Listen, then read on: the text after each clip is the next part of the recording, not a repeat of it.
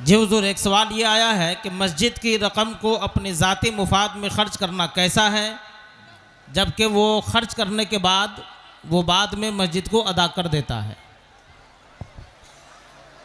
مسجد کی رقم جو بھی ہو، جتنی بھی ہو، اس کی حفاظت ضروری ہے۔ اس کو قرض لینا یا وہ رقم کسی کو قرض دینا جائز نہیں ہے۔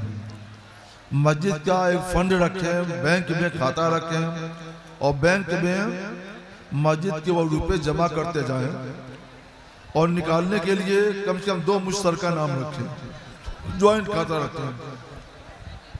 قرض کسی کو نہیں دینا ہے، مسجد کی رقم ہو یا مدرسے کی رقم ہو تو وہ رقم کسی کو قرض دینا درست نہیں ہے۔ مسجد کے لیے محفوظ رکھیں، جب مسجد کو ضرورت ہوگی تو مسجد کا میں وہ روپے استعمال کیے جائیں گے۔ حضور، ایک سوال یہ ہے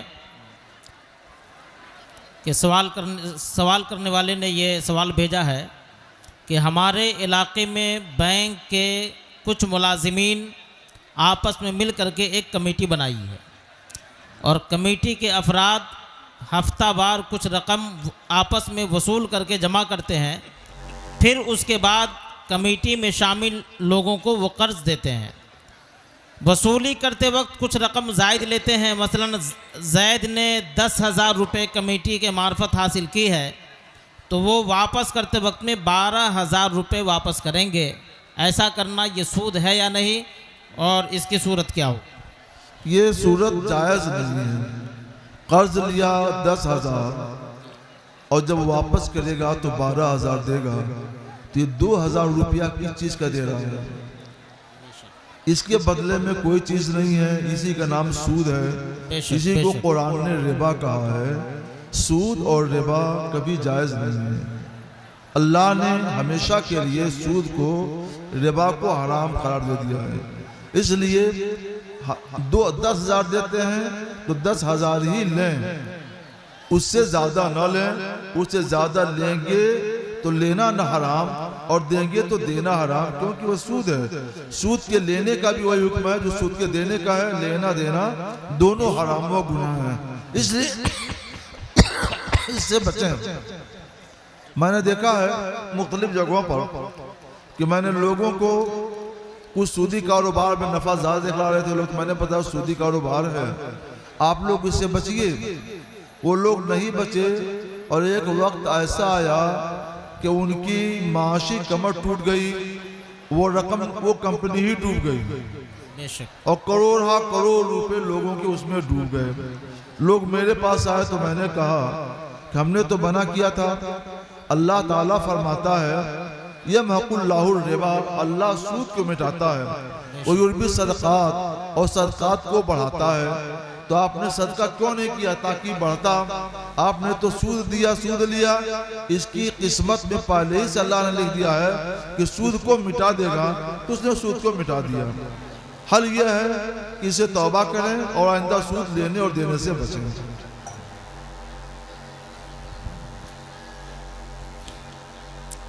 حضور، ایک سوال یہ ہے کہ بینک سے لون لینا کیسا ہے؟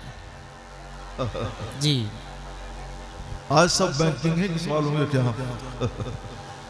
بینک سے کچھ لون لینا جائز ہے اور کچھ لون لینا ناجائز ہے۔ جیسے آپ ہوم لون لیں تاکہ لون لے کر کے اپنے لیے گھر بنوا سکیں اپنے رہنے کے لیے، تو یہ جائز ہے۔ جبکہ آپ قسطیں ٹائم سے ادا کرتے رہیں اور گھر بنانا چاہتے ہیں تو یہ جائز ہے۔ یا آپ نے تجارت کے لیے لون لیا، اور جہاں پہ آپ نے تجارت کے لیے لون لیا ہے وہاں پہ اس شہر میں یا اس گاؤں دیہات میں وہ تجارت خوب چلتی ہے، آپ کو اطمینان ہے کہ جتنا لون پر انٹریسٹ دیں گے اس سے بہت زیادہ کما لیں گے، تو تجارت لون لینا بھی جائز و درست ہے۔ تیسری صورت یہ ہوتی ہے کہ آپ کے آمدنی اتنی زیادہ ہے کہ اس آمدنی پر انکم ٹیکس آ رہا ہے۔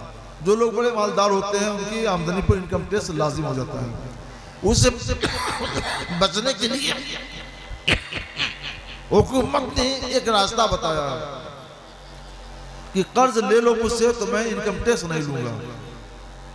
تو اگر انکم ٹیکس سے بچنے کے لیے کوئی لون لیتا ہے تو لون پر انٹرسٹ کم دینا پڑے گا، اور قرض اور کیا کہتے ہیں اور انکم ٹیکس دے تو انکم ٹیکس زیادہ دینا پڑے گا. تو کم دے کر زیادہ بچانا ہے، لہٰذا یہ بھی جائز ہے.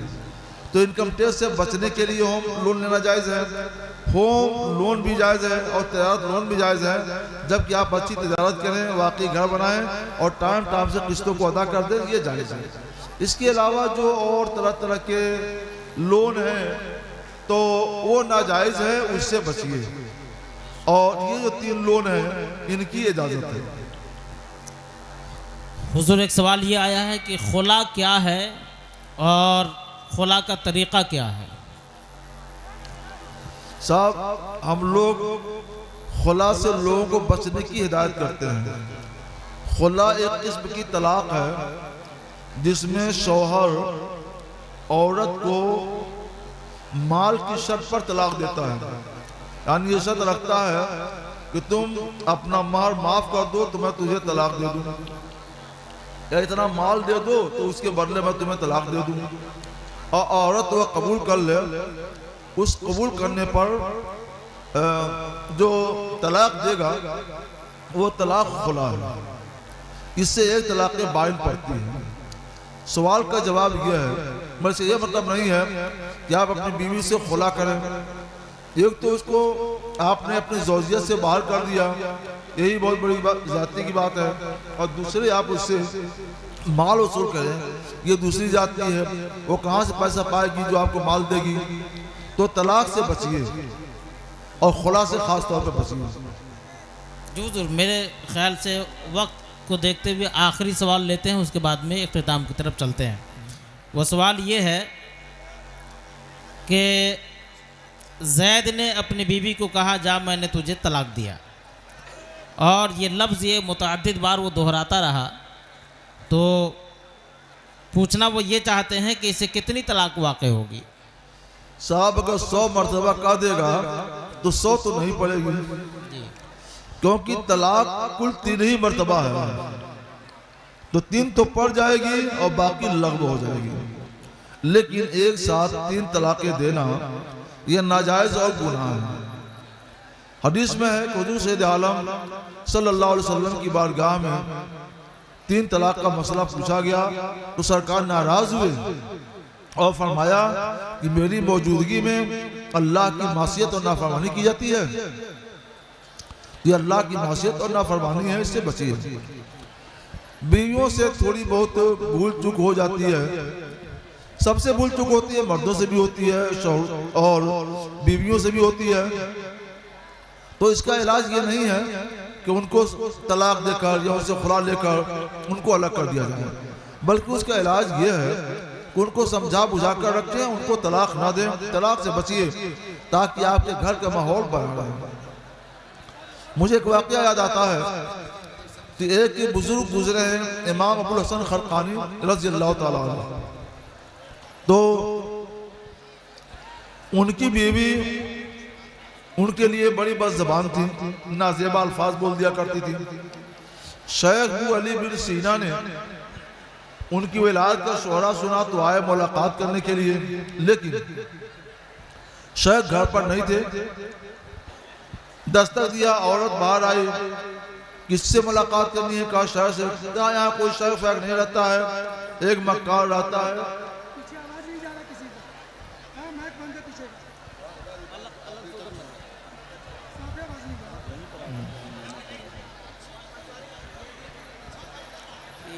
تو بہت کچھ برائیاں بیان کر دی ان کی.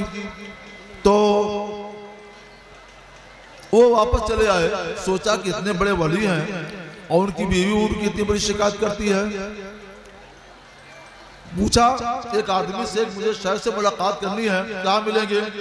تو کہا دیکھیے وہ جنگل سے ایک آدمی نکل رہا ہے جو شیر پر سوار ہے، وہی ہے، یہی رکے رہیے، ابھی یہیں سے وہ گزریں گے. آگئے، سلام کیا اور پوچھا حضور آپ اتنے بڑے ولی ہیں کہ شیر ببر پر سوار ہیں اور یہ آپ کی اطاعت کر رہا ہے؟ اور آپ کی بیوی اتنی نافرمان ہے کہ آپ کو الٹا سیدھا بول رہی ہے، تو مسکرائے اور فرمایا سنو، میری بیوی، میں نے اپنی بیوی کی اظہار ثانیوں پر صبر کیا تو اللہ تعالیٰ نے اس کے بدلے میں مجھے یہ اجر عطا کیا ہے کہ شیر ببر کو میرا تابع فرمان کر دیا۔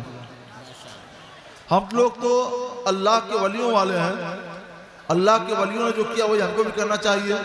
تو بیویوں کو طلاق نہ دو، نہ ایک طلاق، نہ دو طلاق، نہ تین طلاق، نہ خلا، کچھ نہیں۔ اگر وہ بس زبانی کرتی ہیں تو صبر کرو، ان کو سمجھا بجھا کے رکھو، کنٹرول کرو، اور اگر آپ صبر کرو گے تو اللہ تبارک و تعالیٰ کسی دشمن کو آپ کے تابع فرمان بنا دے گا۔ اللہ تعالیٰ آپ کو، ہم کو، سب کو ان نصیحتوں پر عمل کرنے کی توفیق عطا فرمائے۔ میرا جو وقت تھا وہ وقت ختم ہو گیا، اور دوسرے حضرات آئیں گے، وہ انشاءاللہ اپنے بیانات سنائیں گے، آپ ان کی باتوں کو سنیے اور ان پر عمل کیجیے۔ حضور ایک سوال کا جواب دیا جائے، شہروں میں بمبئی وغیرہ میں 2 لاکھ 4 لاکھ 5 لاکھ روپیہ دے کر فکس ڈپوزٹ پہ لوگ مکان لیتے ہیں، جس کا کوئی کرایہ چارج نہیں کیا جاتا۔ جب وہ چاہتے ہیں اپنی فکس ڈپوزٹ لے کر ان کا مکان خالی کر دیتے ہیں۔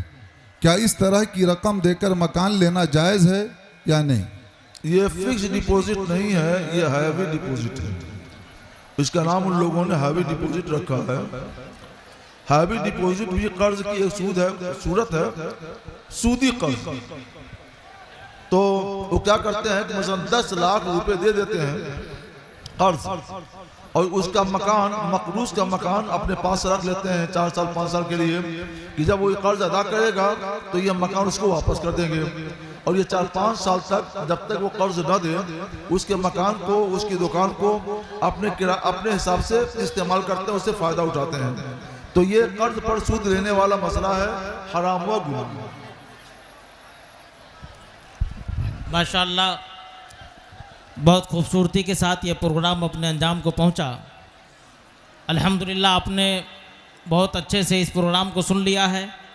بہت سارے بھائیوں کا سوال میں نہیں لے سکا، اس کی وجہ یہ ہے کہ وقت ختم ہو چلا ہے، اور یقیناً جب مسائل ہم کو اور آپ کو بتائے جاتے ہیں تو ہم بہت سنجیدگی سے سنتے بھی ہیں اور سمجھنے کی کوشش بھی کرتے ہیں۔ اللہ تعالی ہم سب کو دینی مسائل سیکھنے کی اور اس پہ عمل کی توفیق عطا فرمائے۔ السلام علیکم ورحمۃ اللہ۔